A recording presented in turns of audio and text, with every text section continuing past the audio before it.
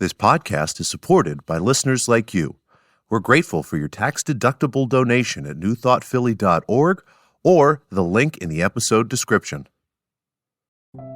A practical prayer is a prayer that works. These discussions between Reverend Bill Marchioni and Carol Lawrence dive into the details of how it works and how to work it. Reverend Bill is a New Thought minister and the author of Practical Prayer for Real Results. Your new life begins with a new thought.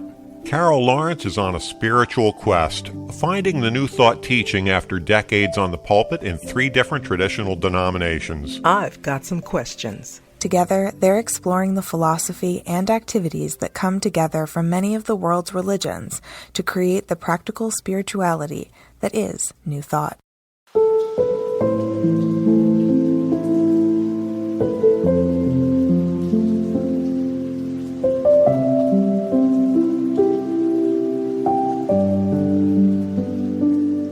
Welcome to the Practical Prayer Podcast. I'm Carol, here with Reverend Dr. Bill Marchioni.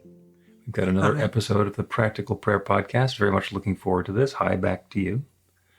And you sometimes come up with a one-word topic, and I think I know what you mean, but then my mind starts to figure out other things that same topic could mean.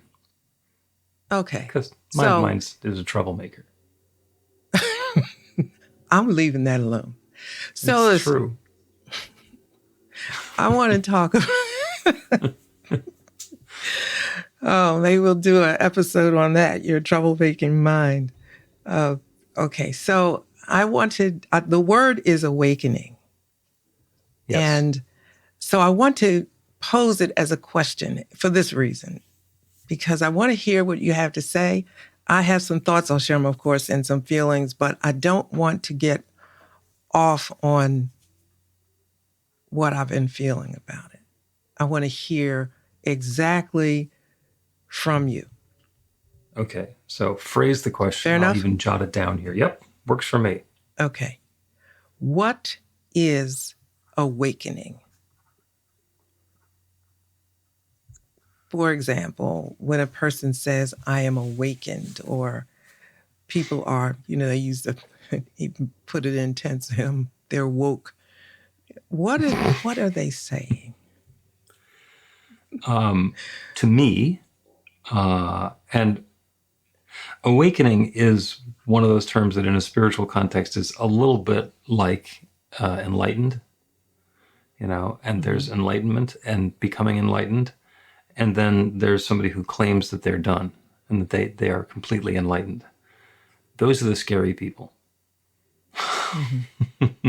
The people, similarly, who say that they are completely awakened are also kind of scary. That doesn't happen quite as much because it's all about the process.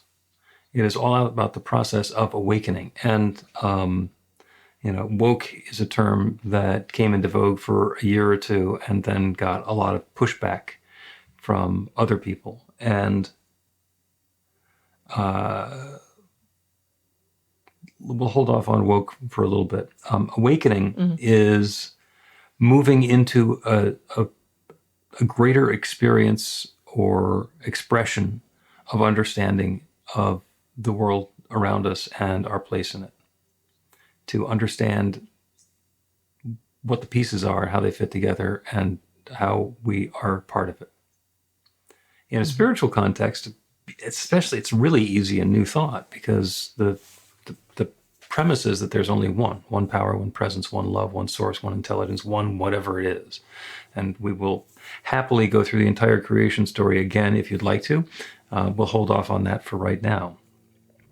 But since there is this one divine presence that is expressing itself in myriad forms, millions and billions of planets and people and creatures and particles and everything. And it's all that one substance, that one energy, that one intelligence, that one love, that one formed and shaped and arranged in a particular way. Awakening is the process of us becoming more aware of that true nature, of us and of everything around us. Awakening is that awareness that we're part of that infinite creative power and presence. Mm-hmm. Okay. That kind of fits. Usually, sometimes I have these these questions. It's triggered by something I heard or read or whatever. And I was listening to somebody. I'm always listening or reading something. And they kept repeating the phrase, my awakening in the date that they gave it. And I'll be honest with you, it did hit up on something from my life across the street because there used to be, there was the term, I got saved. Mm-hmm. And they would say, when did you get saved? And then somebody would say, and I'm just talking about different people, not one conversation. Somebody would say, well, if you don't know the date that you got saved, you're not really saved. Yeah. And, I had all of these thoughts and I don't want to be negative. I just don't want to.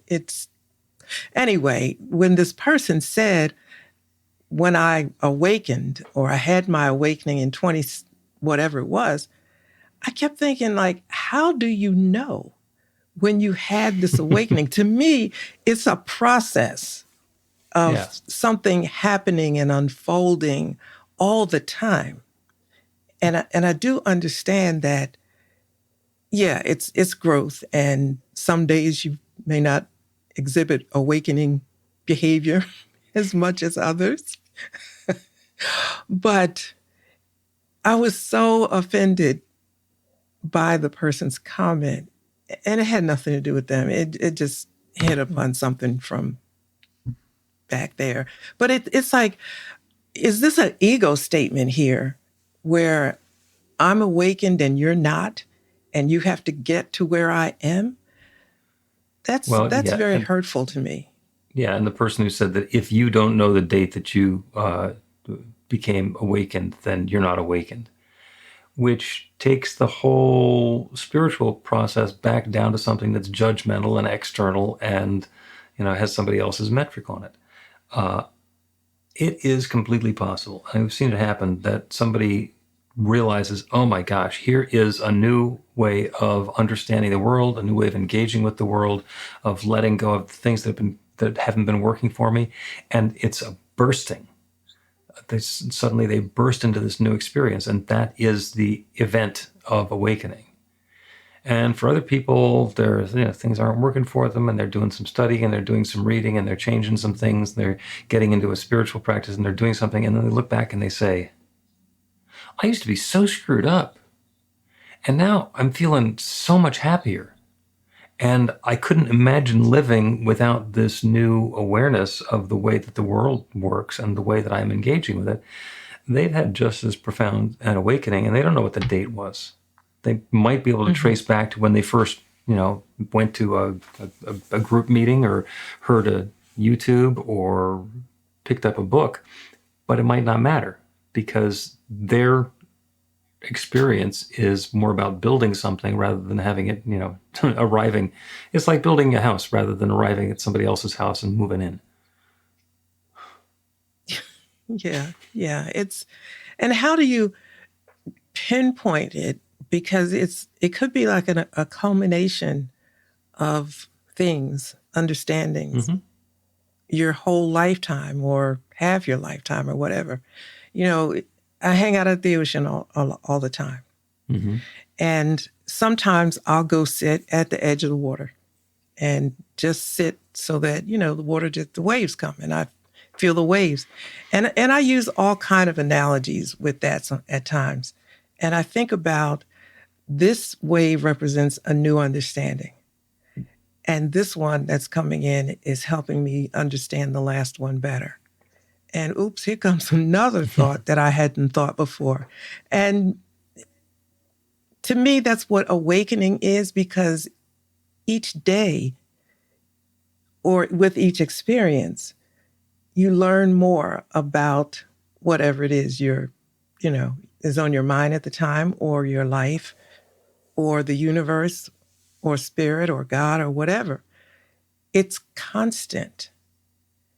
And so to say or have the idea that you are awakened and someone else isn't feels not so comfortable to me. It's like, I completely agree. How can we be friends? You know what I mean? I actually find myself able to be friends with a lot of people who are just wrong. Well, I guess using the term friendship was wrong, but when I'm talking to you, I don't feel less than. I clearly maintain the idea that you are my teacher. That's how I think of you.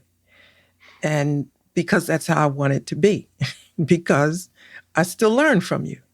But I don't feel less than, like he's more awakened than me, so I feel less than. I don't, you know what I mean? I know exactly what you mean. I also know what they call a teacher who doesn't have a student. The guy's sitting there talking to himself. So this is, you're playing a very valuable part in this in this entire program here. So let's go back to being saved, and because that's not something that New Thought particularly encompasses. Being saved, if somebody goes along and then suddenly realizes that Jesus is their Lord and Savior, and their life is different from that point on. The thought that somebody can be saved and they don't need to continue working on their spiritual development, they don't need to pay any more attention to it, they're saved, they're done, they can wash their hands and walk away. Not true. There's still prayers to be done. There's still meditation to be done. There's still good deeds that need to be attended to. There's still amends that get to be made. So if somebody's proudly saying they know what the date is, wonderful. I have a lot of friends who are in recovery for drugs or alcohol or whatever their addictions happen to be. And they know what their sobriety date is. They know that this is the first day that I intentionally was not using. And some of them have several sobriety days because the first one didn't work and the second one didn't work either. And then they went back to it. And it's an understanding of that texture and that nuance. It's not about, suddenly this happened and everything's the same. Because before that sobriety date, they're having a life and going through their life. And after that sobriety life date, they're going through experiences, having a life.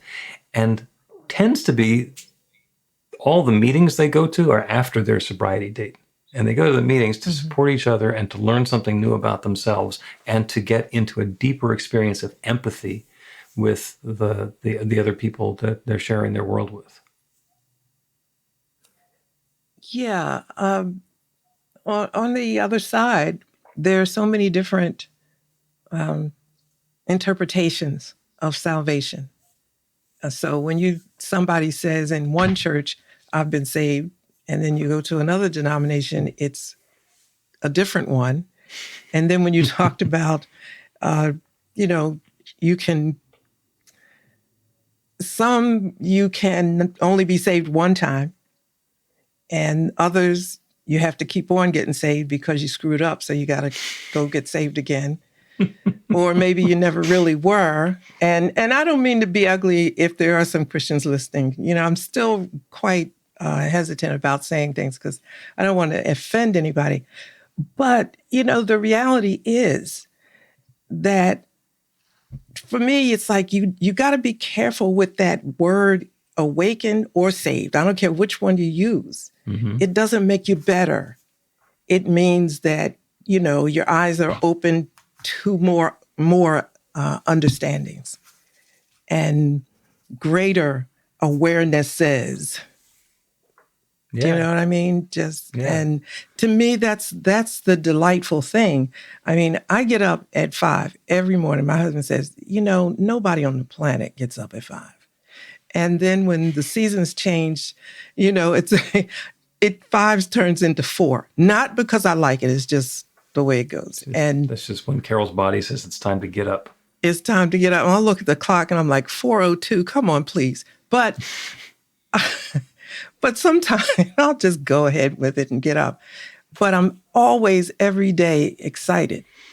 Even when there's crap going on, I'm always excited because it's an opportunity to know something that I didn't know. I'm going to find out something new. Something's going to work today that didn't work yesterday. I'm talking about technology and all that kind of stuff. Or I'm going to talk to somebody and this, it's going to be an aha moment. Like I feel that first thing in the morning, but that doesn't make me any different or better. Because some people get up with the same attitude and they get up at 9 or 7. It's just, this is a 5 o'clock club. This is the nut club. Who knows? But I just heard that. Yeah. And the person, I think why it got me is that the person has a pretty large audience. Their voice does go out quite a lot, distance-wise. And I was just thinking, how many people probably don't feel good about what you just said? And I'm sure he didn't mean anything by it, but I don't know. Maybe did. Right. But, That's actually a wonderful segue back into the other term that we said we put on hold a little bit before, which is woke. So, and actually what we're going to do is we're going to take a break and then we're going to come back and talk woke.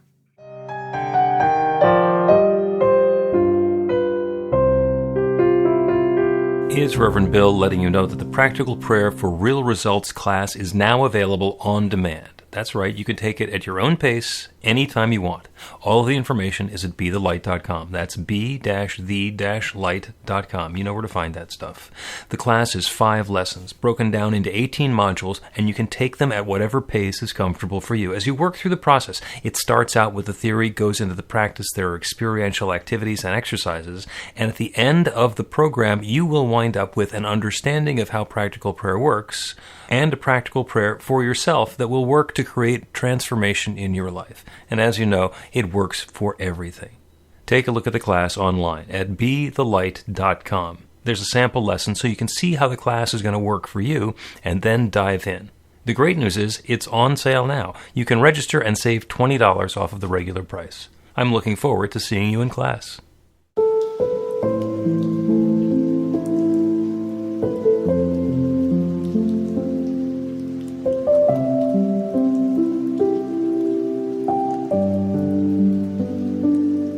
Welcome back to the Practical Prayer Podcast. I'm Carol, here with Reverend Dr. Bill Marcioni, and we're going to talk about woke. Ooh, we're going to talk about woke as part of our discussion of awakening.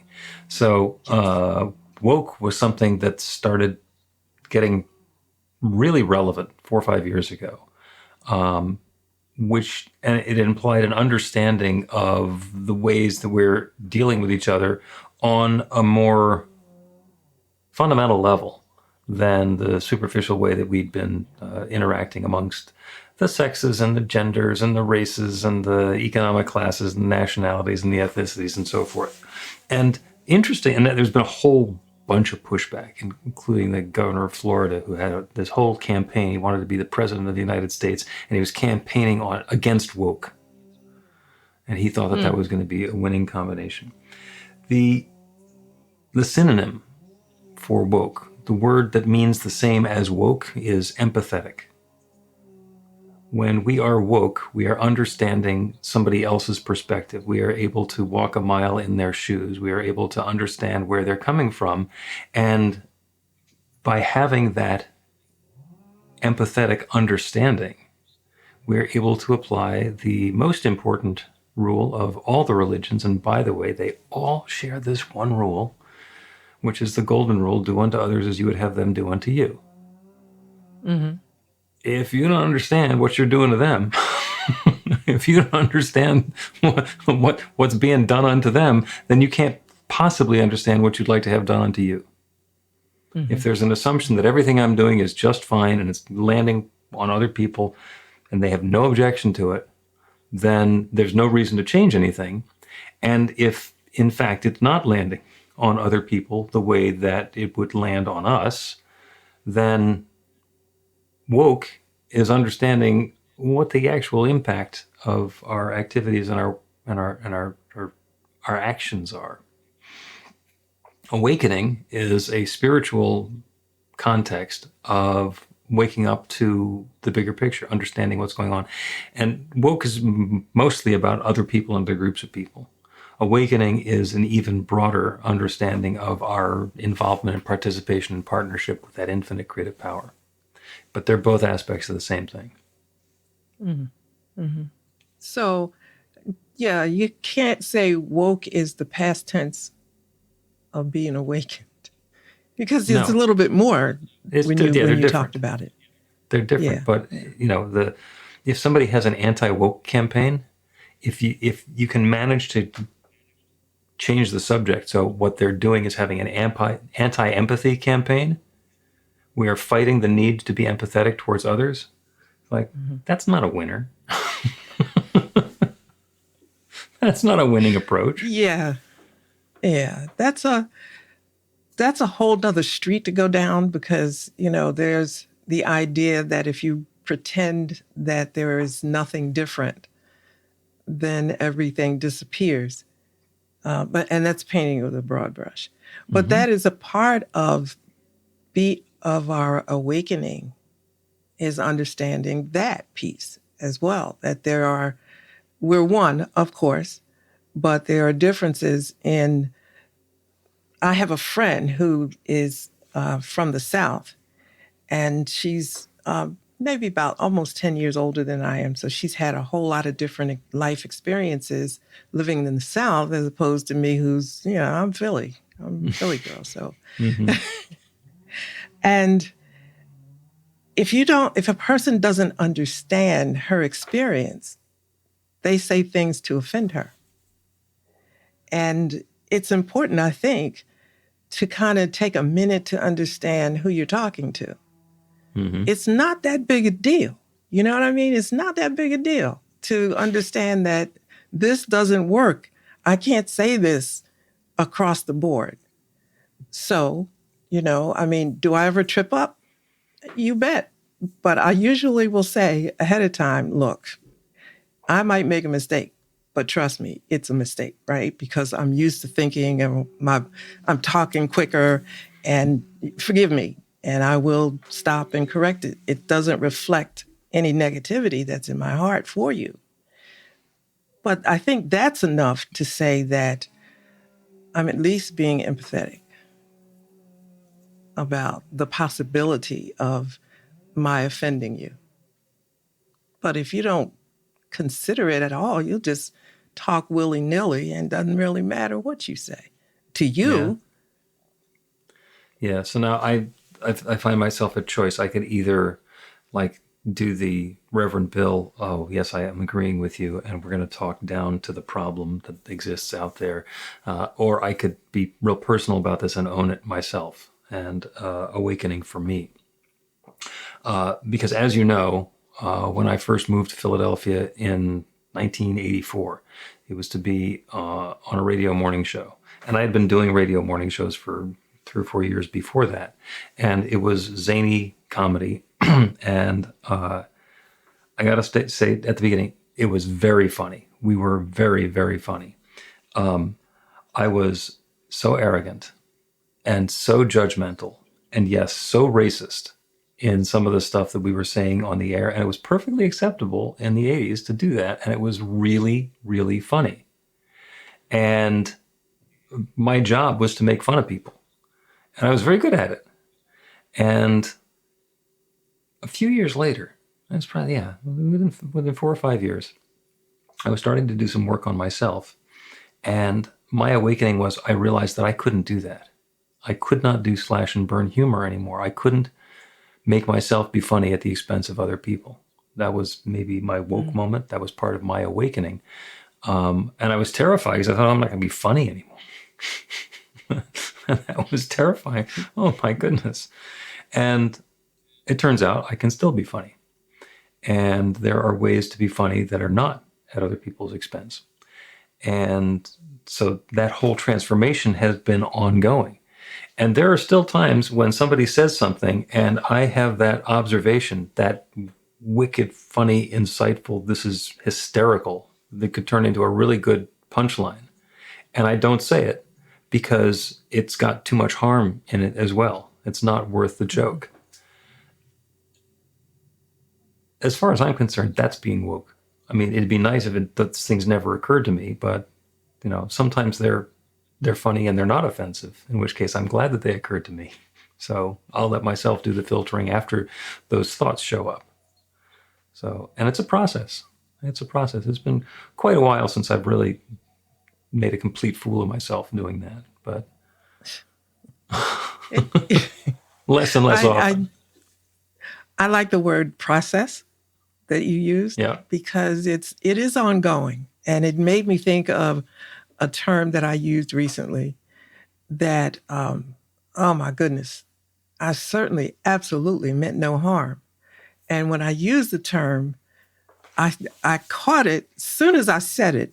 And I could not, I didn't know whether it was a bad term or not. It's just that I didn't want to, I really didn't. I don't know to this day whether it was, because I don't know who to ask. Because I don't want to offend I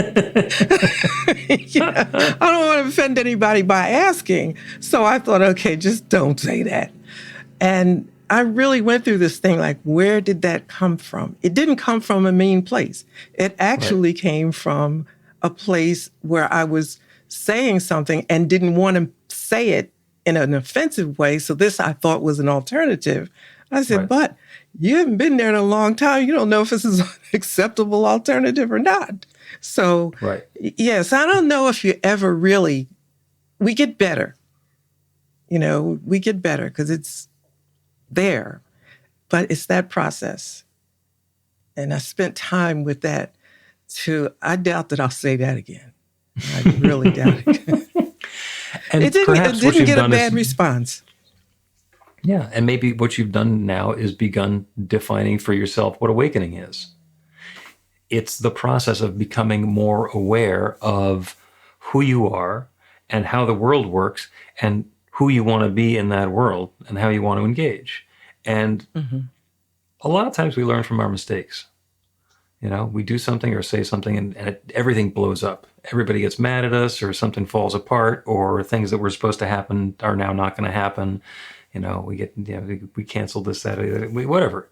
So something happens, and then we get to take that as input and then maybe do something different next time. That's awakening. Saying, that didn't work. I get to never do that again. Let me see what I'm going to do instead next time. So then we can say that awakening is a process that we're going through in unfolding and understanding of ourselves, how the world works around, that we're in, works around us, and all these things, how it all comes together and how we flow together in a different way, So it doesn't set us apart. I'm not more awakened than anybody else. Is that fair? Oh, because I think so. I'm in the process, Yeah, and I can look at somebody who is completely, in my observation, dysfunctional and bigoted and uncaring and unthoughtful, and be grateful that I'm not there. And I can even, if I wanted to, I said, well, they're not as awakened as I am, but maybe they were so much worse before that they've actually made a lot more progress than I've made. I started out being not bad, and now I've gotten to better. Maybe they started out as awful, and they're just up to bad. I don't know. It's none of my business. Okay, and then how about this, though? It's a subject, on that subject, you may be more awakened, woke. There's another, because there's so many dimensions to us. And on another subject, they may be more further along the process than I am. So how do you know? Well, yeah, and we don't. Yeah. And if we think that we know, and we think that we want to label other people and put our values on them, and we're just being judgmental. And when we're judgmental, we could be completely right, or we could just be judgmental. Well, how can you be judgmental and completely right? Ask anybody who's in judgment of something else if they think that they're wrong. They'll always say that they're not wrong. The person who's in judgment of somebody else thinks they know what's right. They're often incorrect, but they never think they're wrong. I just want to speak about my girlfriend that I've spoken about a few times. And this is like 50 years, a little bit more, that we've been really good friends without a break. But she blurted out one time, it was halfway, maybe through 20 years ago. She blurted out this thing. We were in a group of people, and she said, Carol thinks everything is okay. She doesn't think there's any sin. She thinks everything is okay. And she pisses me off with that. And I just, I didn't know, I really didn't know that her assessment of me in that way made her so upset. I didn't know. And all I could do was just kind of laugh, because I looked at the faces of the people she was talking to, and they were I was just imagining they were saying, finally somebody. Somebody who's not going to, like hang me out to dry for this. But I never forgot that. And it took her a while to I don't know if she's over it yet or not. It's just not something that burns her up anymore. Well, it didn't interfere with the friendship. Yeah, whatever. She would shake her head sometime and I look at it like this. I said, do you want to be punished? I mean, if you want to be punished, I give you permission to punish yourself. But I can't do that for you. And that would piss her off even more. So then we get together, a week or so later, and everything is okay. But to me, that's how you look at people arrive at different levels of acceptance. I don't like the word tolerance. I don't like that. It sounds to me like tolerance is when you're looking down on something and you still let it happen. Yeah. So you just look at it and say, okay, that's a different way of looking at it. Maybe I'll understand it. Maybe I won't, but you're still cool. And some of people in the audience listening might have a challenge for me on that one. And the only thing I would say is be kind to me, because I'm still awakening. So I may seem to be tolerant or accepting of everything. And there might be some things I don't know that I'm not accepting of yet. Well, we'll see. Yeah. If somebody has a judgment that you need to be judgmental about something so that you can decide whether it's good or bad or right or wrong for somebody else to have done, then that's on them. And if we are working our own program and get back to the topic that we started with, there's one power, one presence, one love. And our goal is to be aware of that, to be focused on that. Then when these horrible things come along where we can be judgmental or defensive or want to smite someone or something, and instead bring in the love and say, what would love do here? How can love make this be better? Then we're not pushing against anything. We're saying, okay, this is where you are. This is where the situation is. And we're going to invite more love into the situation rather than go attack it. Huge. I mean, that's really, really big. Do you know what you have to do to make that, to assume that posture in situations? Some are easy, but there are some that are not easy. There are some that are not easy. That is true. There are some that are a huge challenge. And those, of course, are the ones that are in control, because your friend probably, there's a bunch of stuff that goes on that would annoy other people and she thinks it's just fine. But when one comes along that pushes her buttons, then she thinks everybody needs to be on board with her indignation. We need to condemn that. Why? You don't like it. You're going to invite in something different. You don't need a posse for this. The interesting thing is on that conversation, and it does happen to some degree after that, I don't ever have to say anything. I never do.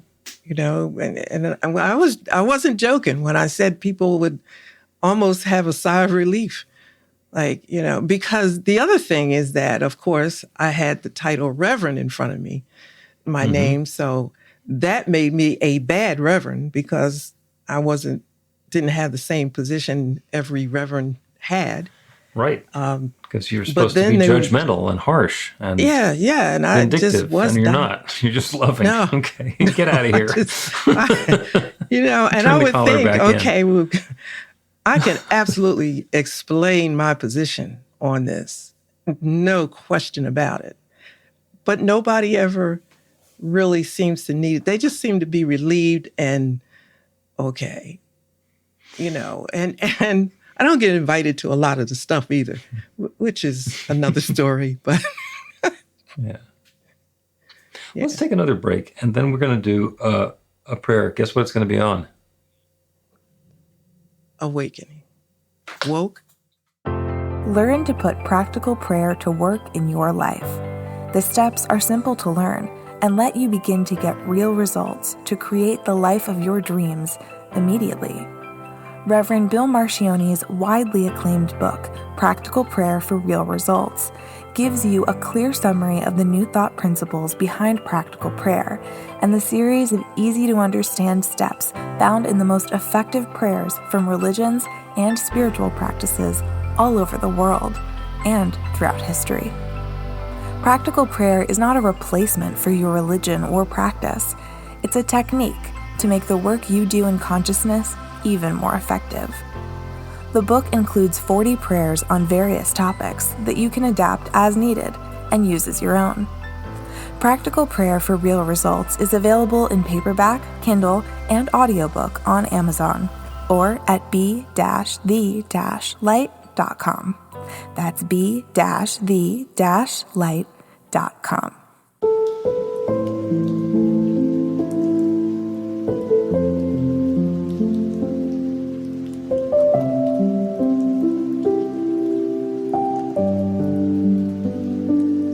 Welcome back to the Practical Prayer Podcast. I'm Carol, here with Reverend Dr. Bill Marchione.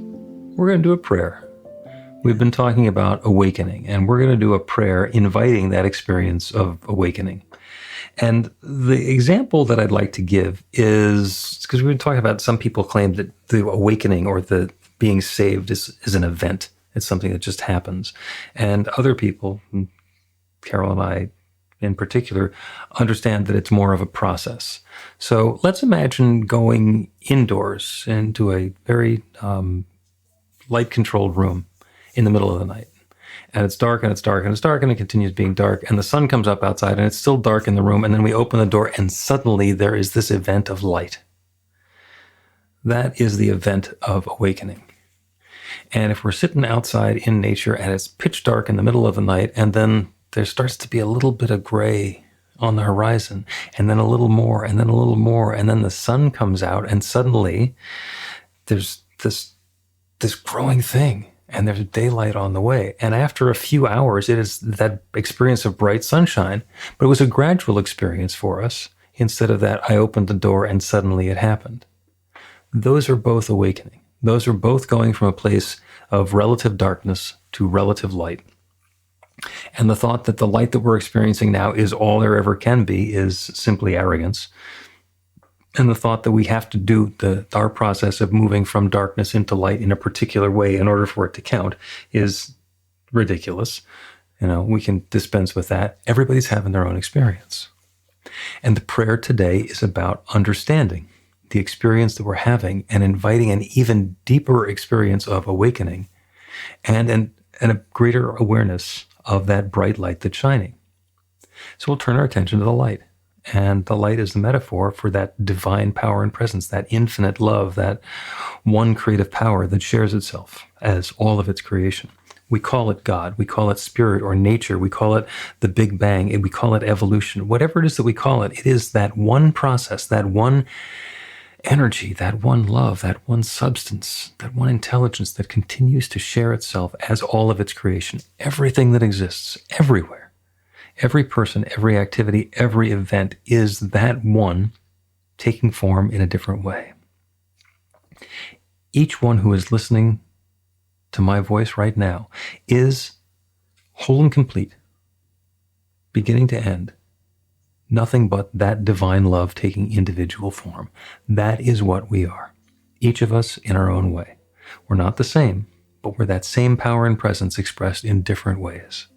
So it is completely possible for that one divine power and presence, which is within us, which is us, to shine even more brightly, for our awareness to become even more fine-tuned to that grandeur, to that love, to that light. That's the truth of our essence and is the truth of everything else in creation. Everything is that bright light of love shining in its own way. And awakening is an increasing awareness of that divinity, that what we're looking at is the divine itself, that what we are looking with is the divine itself, that we are in connection and communion with that good all the time. And as we open to a deeper awareness of that bright light of love that is shining, we awaken to the truth of what's going on in the world around us and what's going on as us as well. This is awakening, and it's happening for each of us in our own way, blossoming, blooming, pouring into creation in new and wonderful and joyous ways. That's what's going on. That is the awakening that's at hand. And I'm so grateful for it. I am so grateful for the good that's already unfolding, and I'm so grateful to know that it continues to unfold and reveal itself in every moment and every activity. And so with a deep feeling of thanks for all of this good already unfolding and still to come, I speak this word and I release it into that one creative law that creates everything. And I know it is now creating this even deeper awareness, this awakening to the truth of what we are. And so I let it be. And so it is.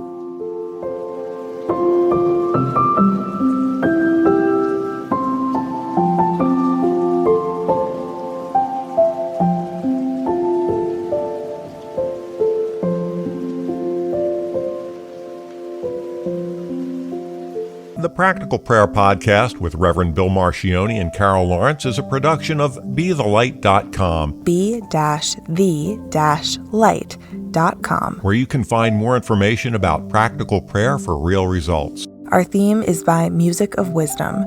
You can learn about the spiritual community of New Thought Philadelphia with daily guided meditations, Weekly celebrations of spirit, and Reverend Bill's classes in practical spirituality at newthoughtphilly.org.